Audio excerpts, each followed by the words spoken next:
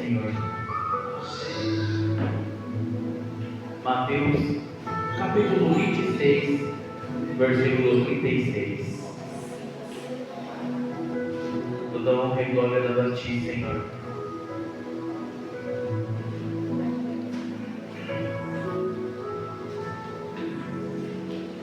Tu és santo, Senhor.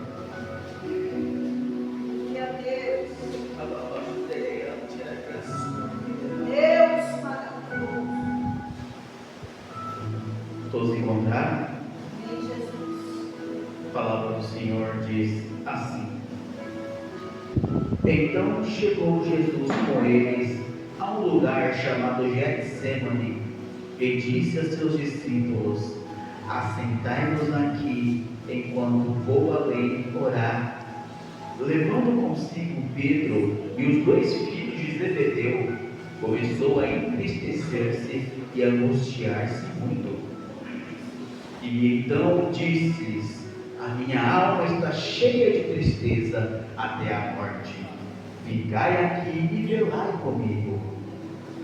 E indo um pouco mais para adiante, prostrou-se sobre o seu rosto, orando e dizendo: Meu Pai, se é possível, passe de mim este cálice.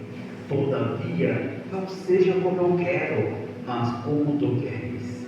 E voltando para os seus discípulos, achou adormecidos e disse a Pedro: Então nenhuma hora pudestes velar comigo? Vigiai e orai, para que não entreis em tentação. Mas na verdade o espírito está pronto, mas a carne é fraca. E indo a segunda vez, orou, dizendo: Pai meu, se este cálice não pode passar de mim sem eu beber, faça-se a tua vontade. Voltando, achou outra vez adormecido, porque os seus olhos estavam pesados. Deixando-os de novo a orar pela terceira vez, dizendo as mesmas palavras. Então chegou junto aos seus discípulos e disse: Dormi agora e repousai, eis que é chegada a hora, e o Filho do Homem será entregue nas mãos dos pecadores. Levantai-vos, partamos, eis que é chegado o dia de cair. Pode sentar, igreja. Amados,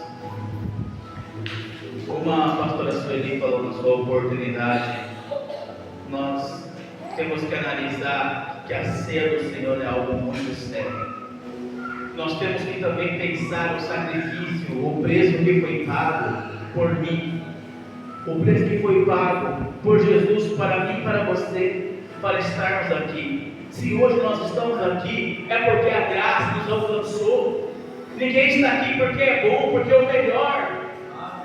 Nós estamos aqui porque no livro de Lamentações, capítulo 3, versículo 22, a palavra do Senhor nos diz: as misericórdias do Senhor são as causas de não sermos consumidos, porque as tuas misericórdias não têm fim. Amém, glória a Deus. E nós vamos aqui falar, igreja, nada mais, nada menos do que Jesus de Nazaré, o autor e consumador da nossa fé, o nosso Redentor que vive. Jesus, por onde passou, Ele fez milagres, maravilhas. Multidões e multidões o seguiam. Multidões e multidões o chamavam de mestre. Multidões e multidões o chamavam de Senhor. Mas nós temos que analisar o seguinte: nem todos que falam Senhor, Senhor, herdarão o reino dos céus. Por que eu estou dizendo isso? Eu vou te explicar. Amados, na noite em questão, na noite da Santa Ceia, Jesus estava ali juntamente com seus discípulos. E a primeira lição ali foi de humildade, porque antes da ceia ele lavou os pés de todos os seus discípulos. Hoje em dia, o líder quer ser o maior. Eu sou o pastor, eu sou o único eu sou que eu conheço. se apresentou para Moisés em uma sarça ardente, e Moisés perguntou quem era ele, e ele disse: eu sou o que sou, o único grande eu sou, é o nosso Deus, o leão da tribo de Judá. Aleluia. Mestre bom, mestre. Jesus falou: por que me chamas bom? Bom. Ai. Jesus mostrou que mesmo com toda a autoridade, aleluia, mesmo com toda a tua autoridade, Ele mostrou o que é humildade. E ele chegando ali, depois de lavar os pés dos discípulos, comendo, toda aquela cerimônia, só que de repente Jesus ele solta assim: Um de vós vai me trair. Aquela cena ficou tão pesada naquele momento. Os discípulos olhando um para a cara do outro. Mas quem será? Será que sou eu? Será que sou eu? Ah, eu pego quem for trair o mestre. Ah, será que sou eu? Ou seja, naquele momento a gente vê que nenhum dos discípulos estava completamente liberto. Porque eles não falaram de jeito nenhum: eu tenho a plena convicção do meu amor por Jesus. Todos se perguntaram: será que sou eu?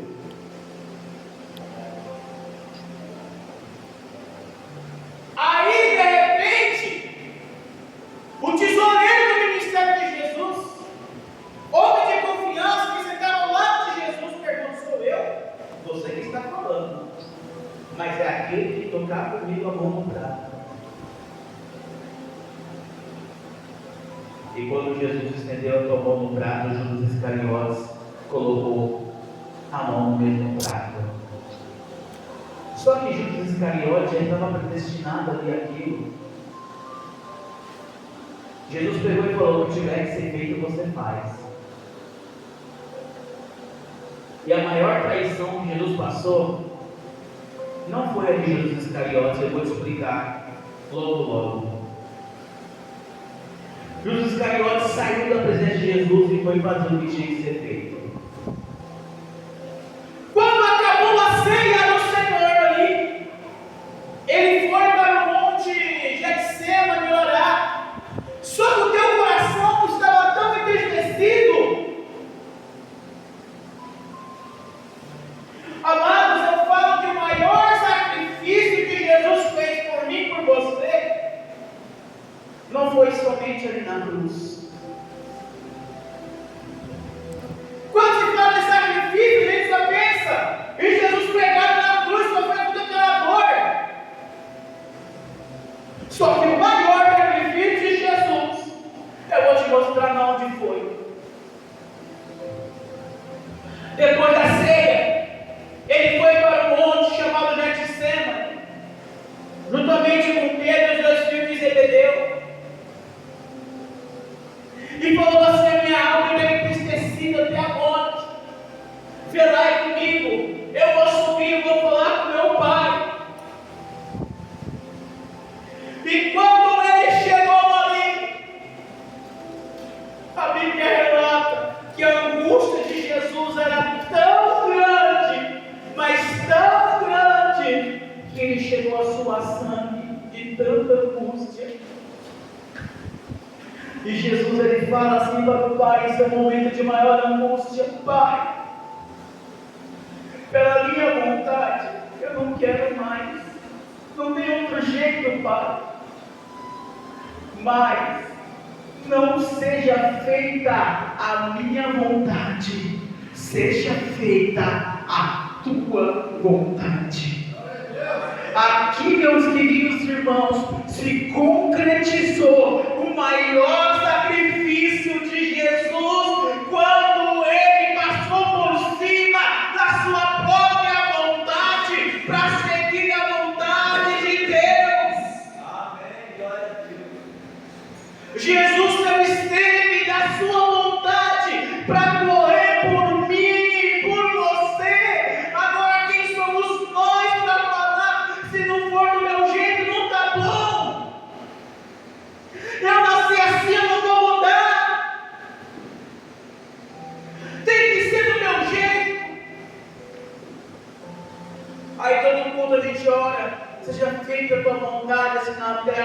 céu, que não seja apenas falácia isso, que não seja como Mateus 15:8, esse povo me adora com os lábios, mas o coração está longe de mim. Jesus largou mão da tua vontade para morrer por mim e por você. E por que nós não podemos nos afastar da nossa vontade para seguir o caminho do Senhor? Aqui se concretizou o maior sacrifício quando ele se tirou de si mesmo. Se fosse por mim, eu não aguento mais. E ele não falou uma vez só não. A Bíblia relata que por 3 vezes Jesus falou: Pai, se possível, tira de mim esse cálice, mas não seja feita a minha vontade, mas seja feita a tua vontade. Você está disposto a largar a tua vontade para seguir a vontade de Deus? Tem um louvor muito bonito que fala sobre isso. Abro mão dos meus sonhos do que a vida me deu. Digo sim para o teu reino e não para o meu eu. Mas que possamos realmente, porque a Bíblia fala que Jesus ele diz assim: se alguém quiser vir após mim, negue-se a si mesmo, tome a tua cruz e siga-me. Ali no Getsemane Jesus negou a si mesmo. Eu falo que aqui foi o maior sacrifício de Jesus, quando ele abandonou a tua vontade para seguir o caminho do Senhor. Abandonou a tua vontade para morrer por mim e por você. Quando ele abandonou a tua vontade para morrer por um povo que não merecia. Amém, aleluia.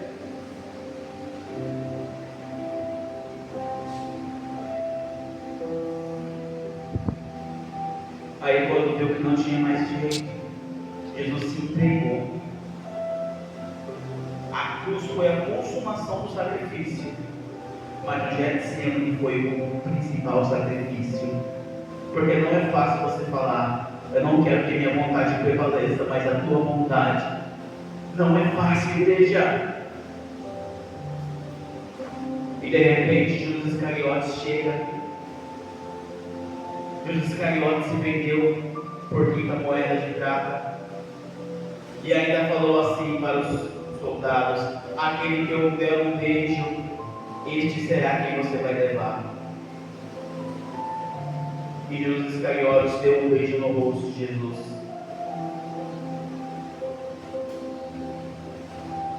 E a Bíblia relata que Pedro, o homem que naquela época era impulsivo, falou: meu mestre, você não leva. E cortou a ovelha de Malco, que era o soldado romano. E ali Jesus operou o teu último milagre antes de sofrer por nós. Repreendeu a Pedro e recuperou a ovelha daquele soldado. Eu tenho certeza que a partir daquele momento a vida de Malco foi transformada. E ninguém se tocou nisso, ninguém se atenta a isso. Quando você tem um encontro com Jesus, tem que ter diferença. Não tem como eu me encontrar com Jesus e viver igual ao mundo. Não tem como eu seguir a Jesus e não ter minha vida transformada. Porque João 8,32 diz que se você conhecer a verdade, ela vai te libertar. E todos que Jesus curou, teve a tua vida transformada. Aonde Jesus curava e no final da história falava assim, ó: e seguiu a Jesus pelo caminho. Jesus não curava só por status. Hoje em dia tem uns curandeiros aí, vou falar, tem uns curandeiros aí que cura para exaltar ele.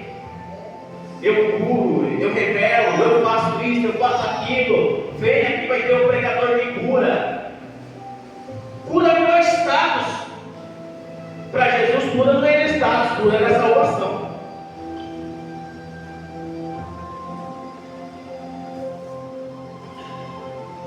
Libertação era para salvação. Não é para fazer show no meio da igreja.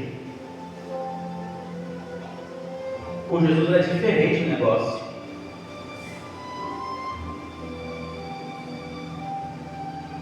Jesus foi levado. Jesus foi humilhado. Jesus foi chicoteado. E Pedro, aquele mesmo que cortou o meio do soldado, Jesus avisou para ele que antes do cantar do galo, que a terceira vigília da noite, ele negaria Jesus 3 vezes. E ele falou: não, nem que eu dou minha vida, eu não faço isso. Aí chegou a terceira vigília da noite. Por 3 vezes: você é aquele que estava com ele, eu não sou. Você estava com ele, eu não sou. Você estava com ele, para, eu não sou. De repente tocou-se a terceira vigília da noite, e o olhar de Jesus penetrou a alma de Pedro. Mas a Bíblia relata que o arrependimento de Pedro foi tão grande que ele chorou copiosamente. A atitude de Judas e de Pedro foram praticamente as mesmas, mas a diferença é que Pedro se arrependeu. Judas se convenceu. Ele viu que tinha feito errado, mas não tinha como voltar atrás. Segundo ele, claro. Mas Pedro, ele se arrependeu amargamente. E ele quis o arrependimento.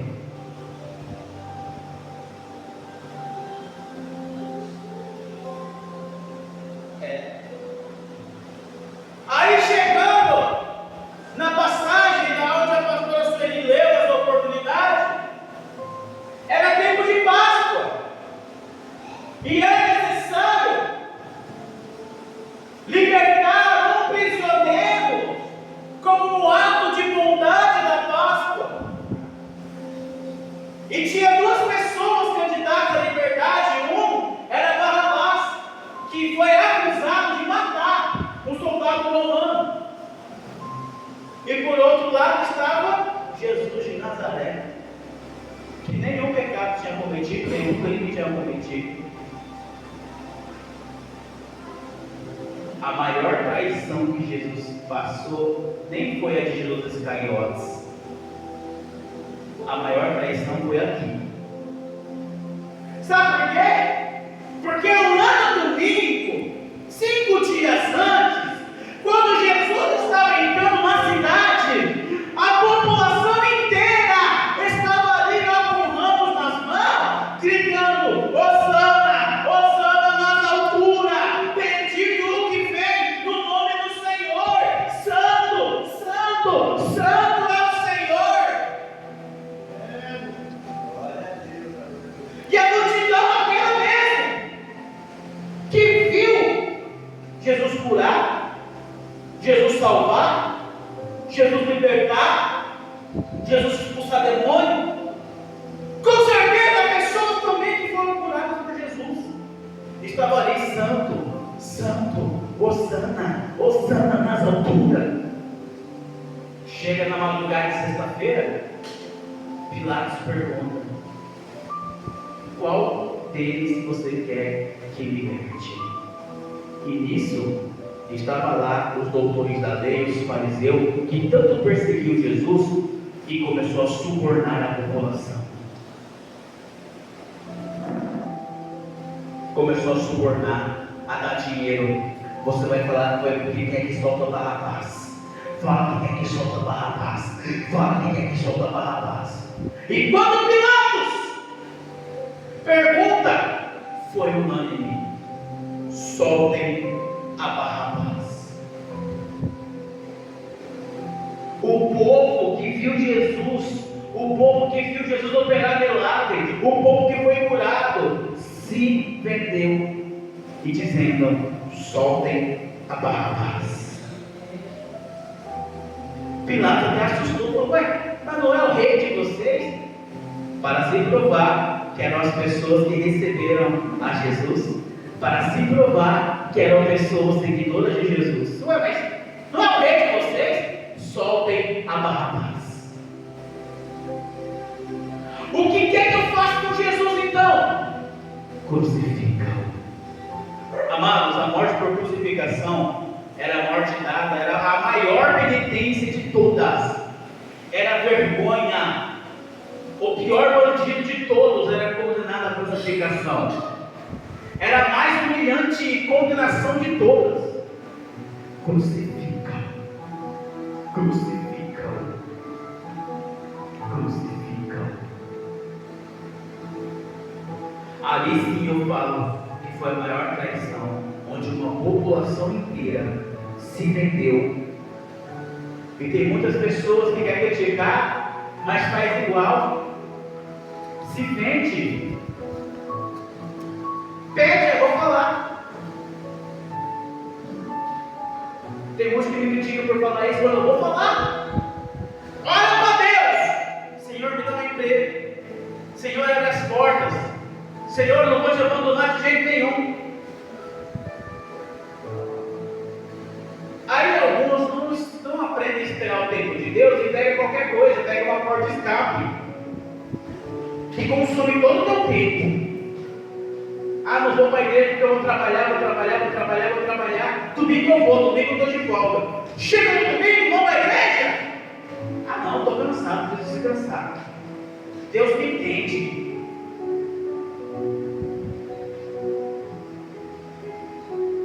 Tem muitas pessoas se vendendo a tua alma, vendendo a tua salvação, vendendo a tua vida com Deus. Quantas vezes as pessoas não se vendem por tão pouco a tua salvação? E a Bíblia relata, você pode servir um Senhor, não dois. Ou você serve a Deus ou você serve Mamon. Mamon que é o dinheiro. Tem muita gente dando a tua salvação pelo dinheiro. Malaquias 3,18 fala: então vereis outra vez a diferença entre o justo e o ímpio, entre o que serve a Deus e o que não serve. E Jesus foi colocado um coroa de espinhos nele, foi zombado, foi cuspido, rasgaram-se as vestes dele para ser sorteado, colocaram um madeiro pesado para ele carregar.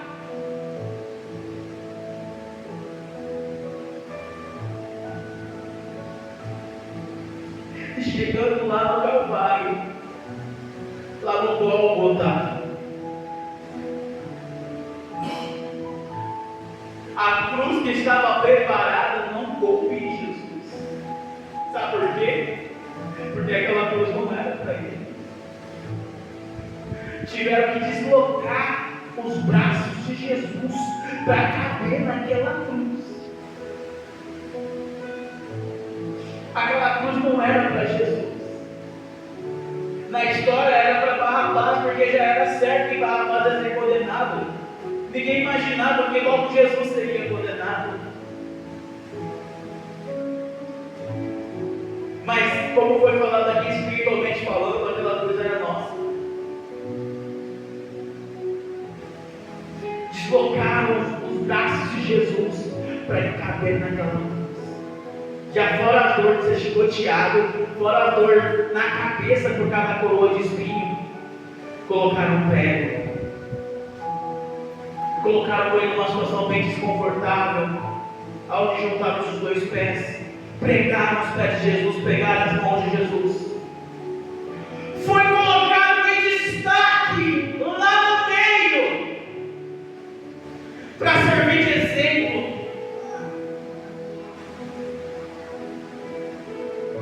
E tinha um ladrão à esquerda, um ladrão à direita.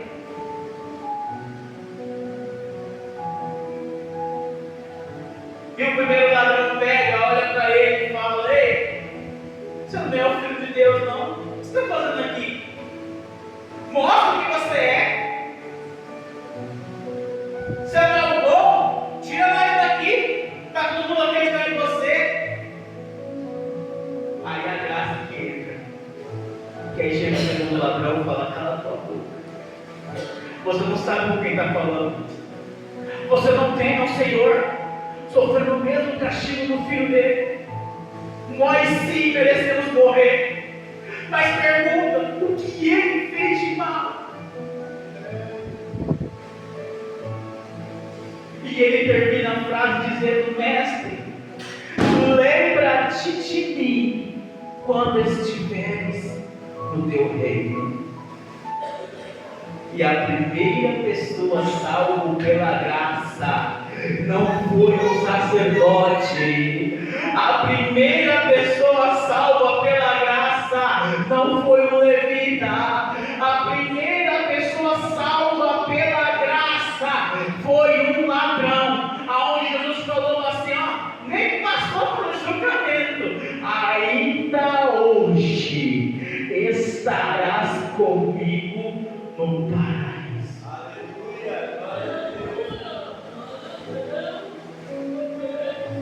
Quem somos nós para dizer quem vai para o céu, quem não vai para o céu? Ah, morreu, esse aí não foi para o céu não. Morreu ele, esse foi. Essa é a graça, o favor imerecido. Aquele ladrão merecia? Não. Mas ele reconheceu e falou, e Jesus falou: ainda hoje estarás comigo no paraíso. Mesmo em meio a tanta dor, Jesus ainda deu a salvação para um homem pela graça. Agora, quando a gente passa por uma dor, só falta a gente chutar cachorro, gato, descontar raiva em todo mundo. Mas Jesus, no seu momento de dor, trouxe salvação para uma vida. De repente, Jesus ele olha para cima e ele fala uma palavra: Eli, Eli, lama sabachthani. Deus meu, por que me desamparastes? Porque Deus ele não aguentava o meu pecado. E Jesus estava carregando o pecado do mundo por mim e por você.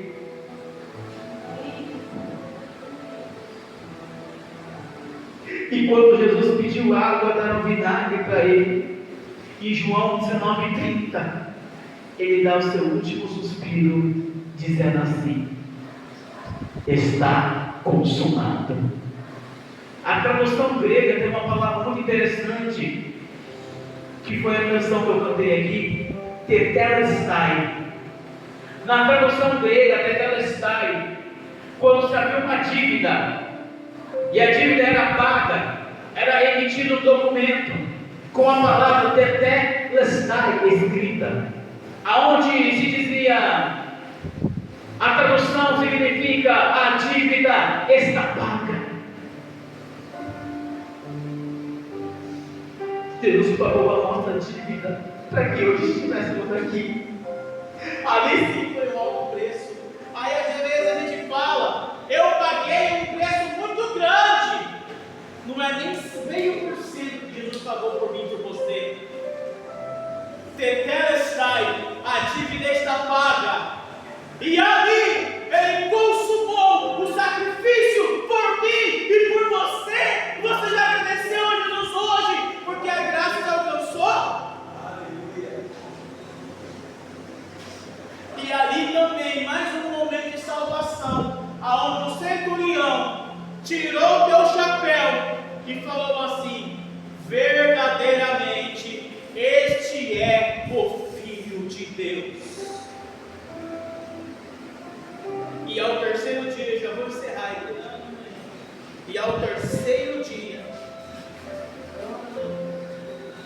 Maria Madalena foi procurar o corpo de Jesus e o corpo desapareceu.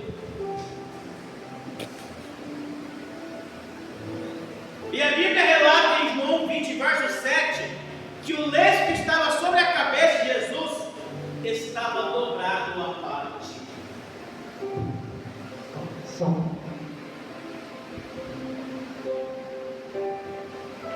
E há uma interpretação bem interessante que eu achei, que no costumes daquela época havia-se uma comunicação entre o seu Senhor